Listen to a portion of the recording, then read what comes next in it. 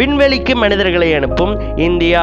பிரதமர் மோடி அவர்களும் இஸ்ரோவும் இந்தியாவை விண்வெளி துறையில ஒரு மிகப்பெரிய உச்சத்தை தொட வைக்கணும்னு நிறைய முயற்சிகளை பண்ணிட்டு இருக்காங்க.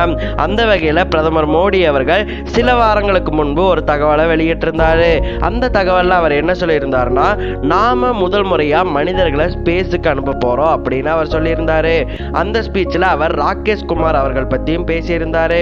என்ன பேசியிருந்தாருன்னு கேட்டீங்கன்னா, 40 ஆண்டுகளுக்கு முன்பு 1982ல ராகேஷ் சர்மா அவர்கள் விண்வெளிக்கு இந்தியா சார்பா சோவியத் யூனியனின் ஸ்பேஸ் கிராஃப்ட்ல சென்று இந்தியாவிற்கு பெருமை சேர்த்து கொடுத்தாரு.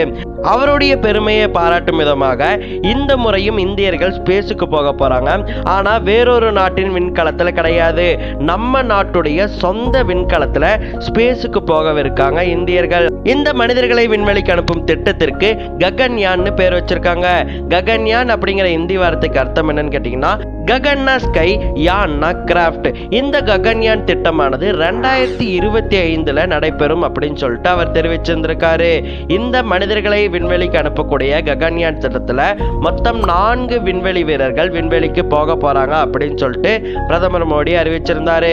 அதோட அந்த 4 விண்வெளி வீரர்களின் பெயரையும் அவர் அறிவிச்சிருந்தாரு. அவங்க இப்ப ட்ரைனிங் எடுத்துட்டு இருக்காங்க. அந்த 4 விண்வெளி வீரர்கள் பிரசாந்த் நாயர், அங்கத் பிரதாப், அஜித் கிருஷ்ணா, சுபான்ஷு சுக்லா. இந்த 4 பேர் தான் இந்தியாவின் சார்பா ககன்யான் மிஷன்ல ஸ்பேஸுக்கு போகவிருக்காங்க.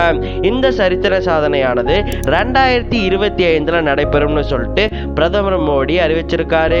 இதனால மற்ற நாடுகள் அனைத்துமே இந்தியாவுக்கு பாராட்டு தெரிவிச்சிட்டு இருக்காங்க. இந்திய மக்கள் மகிழ்ச்சியில இருக்காங்க. இந்த மகிழ்ச்சியான செய்தி உங்களுக்கு பிடிச்சிருந்துச்சுன்னா மறக்காம நம்ம சேனலுக்கு சப்ஸ்கிரைப் பண்ணிருங்க. நான் உங்களை அடுத்த வீடியோல பார்க்குறேன்.